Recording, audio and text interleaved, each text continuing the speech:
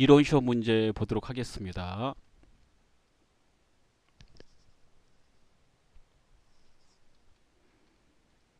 1번 다음 중 유형자산 취득 후 추가적인 지출이 발생할 경우 이를 비용화할 수 있는 거래는. 유형자산은 취득한 후에 추가적인 지출이 발생되면 두 가지 중에 하나로 회계 처리하라고 되어 있습니다. 첫 번째는 자본적 지출로 회계 처리가 있고요. 이거는 자산 처리하라는 말이고, 두 번째는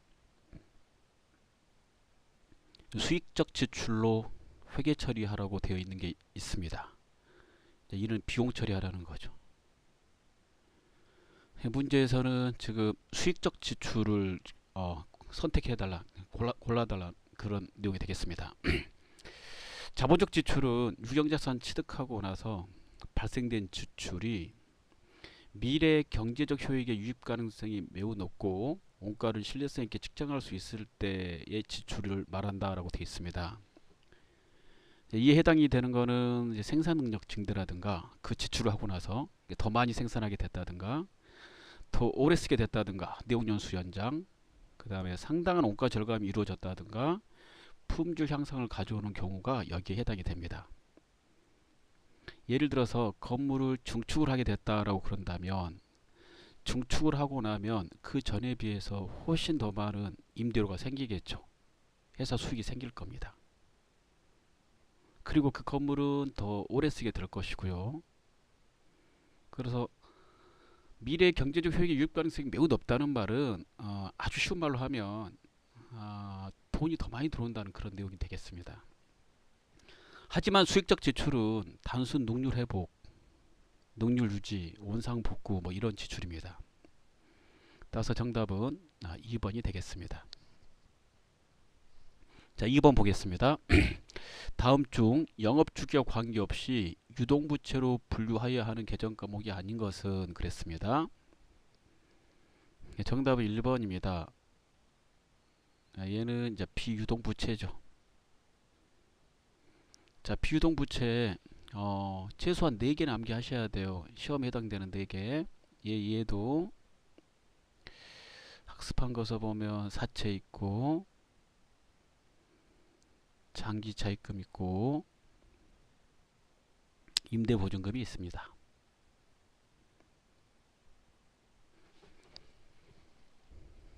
자, 3번 보겠습니다. 다음 중 회계상 거래가 아닌 것은. 자, 회계상 거래가 아닌 것, 뭐 이런 것들은 거래가 아니라고 그랬죠. 뭐 계약을 했다, 뭐 약속을 했다, 주문을 했다, 채용을 했다, 뭐 그 다음에 담보를 제공했다, 고지서를 받았다, 뭐 이런 것들이죠. 예. 회계상의 거래는 자산, 부채, 자본, 수익 비용의 변화가 생기는 것을 회계상의 거래라고 합니다. 기계를 매각했다, 임차 보증금을 지급했다, 외상 매입금을 면제 받았다는 회계상 거래고요. 따라서 정답 4번입니다. 미래에 특정 자산을 취득하겠다는 의사결정을 했다. 아직 취득한 게 아니죠. 예.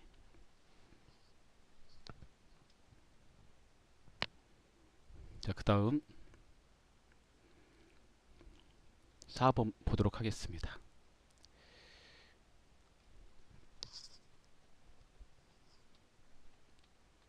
당사의 결산 결과 아래의 내용을 확인하였다. 다음 항목들을 수정하면 당기순이익이 얼마나 변동하는가. 손익계산서에 계상된 이자 수익 중 28,000원은 차기의 수익이다. 이거는 올해 수익이 아니므로 빼야 되겠죠. 예. 손수 수익으로 처리해서 뺍니다. 두 번째, 손익계산서에 계상된 임차료 중 50만원은 차기의 비용이다. 내년 임차료 준 거다라고 그랬으니까 이건 비용에서 빼야 돼요. 비용에서 빼면 이익이 증가되겠죠. 선급비용이라고 그럽니다. 그 다음에 손익계산서에 계상된 보험료 중 10만원은 자기의 비용이다. 똑같은 거네요. 예. 비용에서 빼야 되겠고 선급비용입니다. 어떤 회계 처리를 누락했을 때 그 더하고 빼는 것을 빨리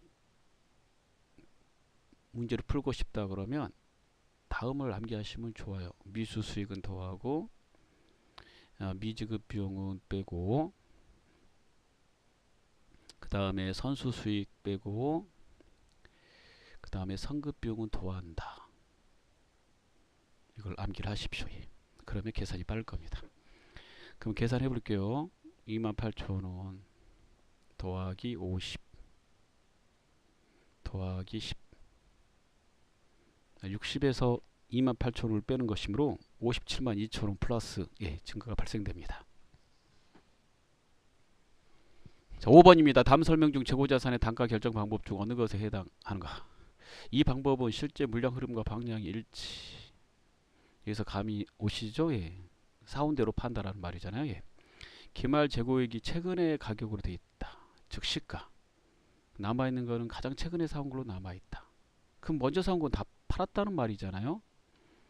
정답은 3번입니다. 선입선출법. 6번 다음 중에서 현금 및 현금성 자산에 속하지 않는 것은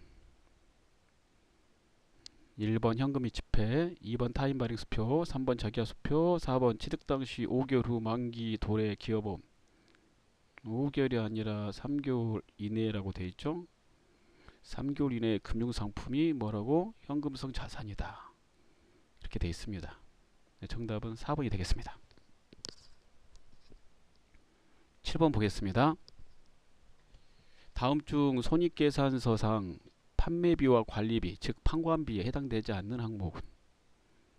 정답은 3번이죠. 이거 어디에 속해요? 영업의 비용.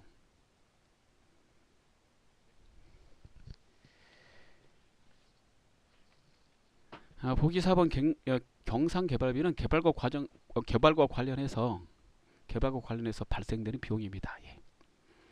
개발과 관련해서 비용이 발생되면 제조하고 관계되면 제조원가에, 그 다음에 판매 관리하고 관계되면 판관비로 처리한다 라고 되어 있습니다. 자, 8번 문제 보도록 하겠습니다.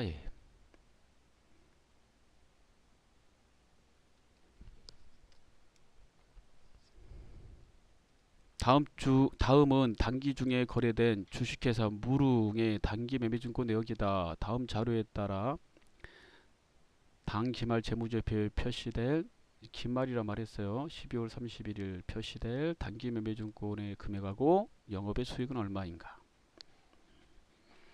5월 23일 주식회사 하이테크전자의 보통주 100주를 1000만원에 취득했네요. 100만원어치 산 거죠. 이렇게. 자, 이 주식을 사서 중간 배당 5만원 받았대요. 이거는 100만원 사면 단기 매매증권이라고 쓰게 돼요. 그 다음에 배당금을 받으면 배당금 수익으로 처리하고, 배당금 수익은 영업의 수익입니다. 여기 영업의 수익 얼마냐 물어봤잖아요. 자, 12월 31일이 됐는데요. 하이테크전자의 보통주의 시가가 11만원이 됐대요. 이거 100주 1000만원. 이거 계산을 100주 1000만원 100만원어치. 이거 100주를 1000만원 나누면 1000만원을 100주로 나누면 이거 한 주당 10만원 주고 산 거죠. 근데 11만원 됐으니까 만원 올랐네요. 그 만원을 플러스 시키게 돼요. 차변에 이 회계 처리 해볼게요. 단기 매매 증권 만원 곱하기 100주로 하겠죠. 그 만원 곱하기 100주 하면 이게 100만원이 될 거고요. 그 다음에 대변에 단기 매매 증권 평가익 돼요.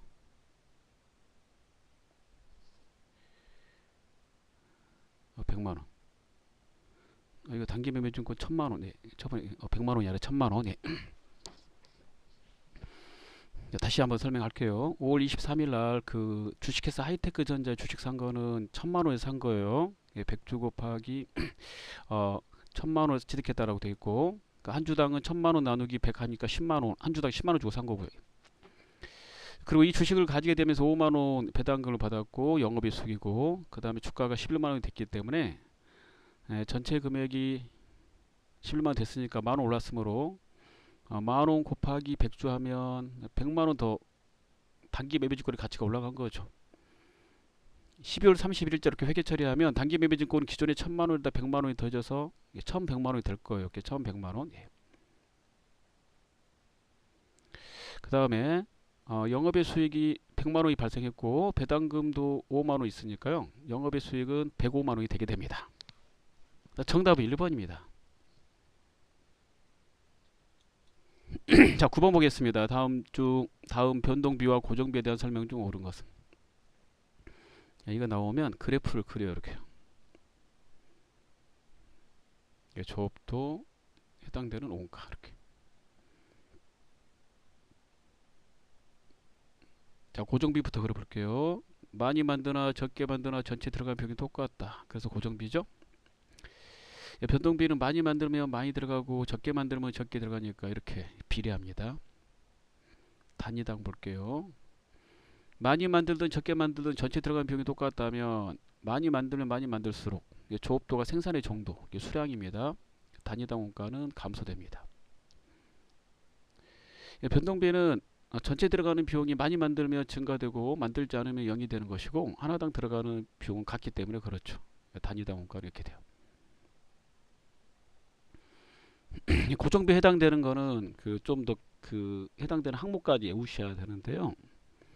임차료라든가 보험료라든가 뭐 감가상각비라든가 각종 세금 등이 여기에 속합니다. 변동비는 직접 재료비, 그 다음에 직접 농업비, 변동 재료 간접비 이런 것들이죠. 자, 그러면 옳은 것을 이 그래프를 보고 찾아보면 정답은 1번이라는 걸 알 수 있습니다. 단위당 변동비는 일정하다. 자, 그 다음에 10번을 보겠습니다.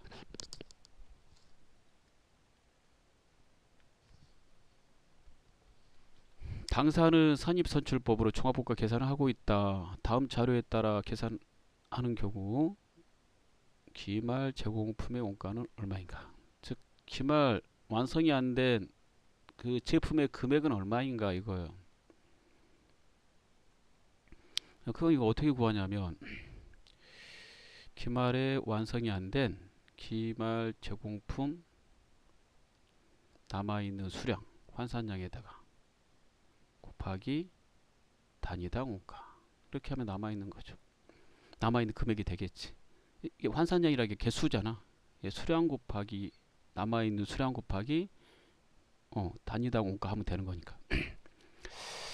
단위당 원가가 재료비하고 가공비로 따로따로 돼 있네요. 그러면 따로따로 이렇게 합산하면 되겠죠. 이렇게. 예. 그러면 재료비 쪽부터 개수를 구해보면 기말에 300개가 이렇게 남았어요. 재료는 공정 초기에 다 투입됐으니까 재료 때문에 완성이 안 된 건 아닙니다. 예. 이렇게 하면 그 재료하고 관계되는 환산량이 나와요. 여기에 단위당 원가가 350이라고 그랬어요. 예. 그 다음에 가공 쪽을 볼게요. 가공이 안 된 것도 300개인데 가공이 80%밖에 안 돼서 그랬대요. 가공비는 하나당 200원 이렇게 되겠죠. 그러면 각각을 더해보면 이거 계산부터 해야 되겠죠. 곱하기 10만 5천원 되고, 이거는 4만 8천원 이렇게 되므로 두 개 더하면 15만 3천원.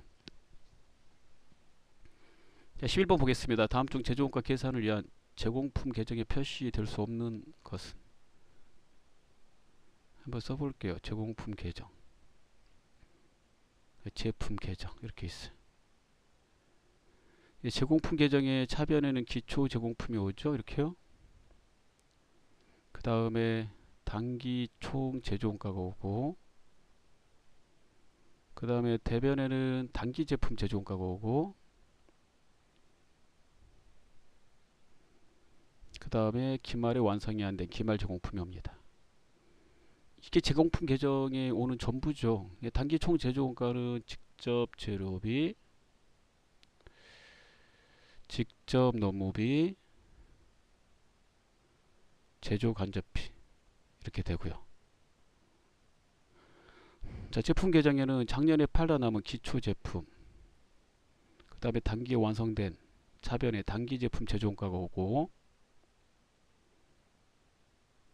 그 다음에 대변에 팔려나갈 매출 원가가 오고, 그 다음에 팔지 못한 기말 제품이 옵니다.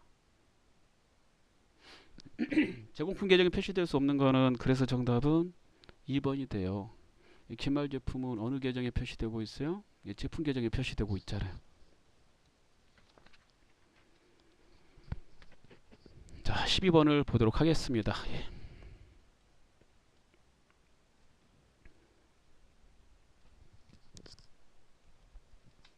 종합원가 계산에 관한 다음 설명 중 가장 옳은 것은? 종합원가 계산은 연속적으로 대량 생산하는 거죠. 따라서 계산을 할 때 총 들어간 제조 비용의 생산량으로 하는데요. 생산량은 환산량으로 하죠. 완성이 안 된 데까지 그 수량으로 환산한 거예요. 이렇게 해서 물건 하나당 원가를 계산합니다. 이 계산이 제일 중요하다고 그랬어요. 환산량 계산이. 연속적 대량 생산이다 보니까 주로 소품종 대량 생산 그 업종에서 하는 거고요. 자, 단위당 원가 계산을 이렇게 단위당 단가 원가 계산을 아주 이렇게 간단하게 하다 보니까요. 시간과 비용은 절감되고 계산이 간단하고 간편하죠. 간편 계산. 그런데 정확도는 어떻게 돼요? 정확도는 많이 떨어져요.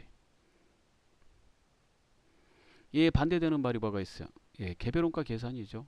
개별 원가 계산은 하나하나 원가 계산하기 때문에 계산의 정확도는 매우 높아요. 장점입니다. 다품종 소량 생산 거기에 쓰는 거죠. 그 다음에 직접비 간접비로 구하는 거고, 이쪽은 재료비하고 가공비로 구하는 거잖아요. 종합원가 계산. 하나하나 원가 계산하는 거고, 그러다 보니까 시간과 비용이 많이 소요되고, 여기에 해당되는 거는 항공기, 뭐 조선, 그 다음에 뭐 건설, 기계, 그 다음에 주문, 뭐 이런 것들이죠. 작업 원가표라는 게 있어서요. 하나하나 제품 만들 때 들어가는 직접비하고 간접비를 작업 원가표에다가 다 집계한다라고 되어 있습니다. 따서 지금 설명한 걸 바탕으로 해서 옳은 것을 골라보면 종합원가 계산에 대한 설명을 찾아보면 3번입니다. 공정별로 원가를 집계하죠. 이 종합원가 계산에는 공정별 원가 계산이라는 게 있죠. 그래서 정답은 3번입니다. 13번 보겠습니다. 다음 중 부가가치세법상 재화의 공급 시기가 잘못 연결된 것은? 이렇게 봐요. 3번 보기 중요합니다. 정답은 4번이네요. 무인 판매기의 공급 시기, 판날은 뭘로 판날을 본다고 그랬어요? 동전을 투입하는 날이 아니라 그 자판기 주인이 자판기에서 현금을 꺼내는 때 이렇게 돼 있어요. 인출한 날이다라고 돼 있습니다. 폐업시 잔존조화는 폐업일입니다. 자, 14번 보겠습니다. 다음 중 세금계산서에 대한 설명으로 가장 올바르지 않는 것은? 즉 틀린 거? 뭐 이런 거죠. 1번 세관장은 수입자에게 세금계산서를 발급해야 된다. 맞고요. 경우에 따라 매입자 발행 세금계산서 발급이 가능하죠. 예, 맞아요. 원래 세금계산서는 매출자가 발행해야 되는데 매출자가 발행을 하지 않을 경우 매입자 발행이 가능합니다. 3번 세금계산서는 원칙적으로 재화 또는 용역이 공급 시기에 발급해야 된다. 그렇습니다. 근데 특례가 있죠. 특례에 해당이 되면 다음 달 10일까지 발급하면 된다. 이런 것도 있어요. 그럼 4번이네요. 4번 면세사업자도 재화를 공급하는 경우 세금계산서를 발급해야 된다. 면세사업자는 계산서를 발급하죠. 계산서. 세금계산서가 아니라. 15번 보겠습니다. 다음 자료를 이용하여 부가가치세 과세표준을 계산하면 얼마인가? 네, 과세표준이라는 단어를 잘 아시면 되는데요. 과세표준은 과세할 금액 같은 말 뭐예요? 공급가액. 공급가액이라는 거는 물건을 판 거, 물건을 판매한 거, 공급한 거 이런 거잖아요. 따라서 매출만 신경 쓰는 거예요. 예. 매출 100 과세표준에 들어가는 거죠. 매출하고 할인은 빼라고 돼 있어요. 공급대가 지급 지연에 따른 연체이자. 연체이자는 물건 파는 것과 관계 없는 거죠.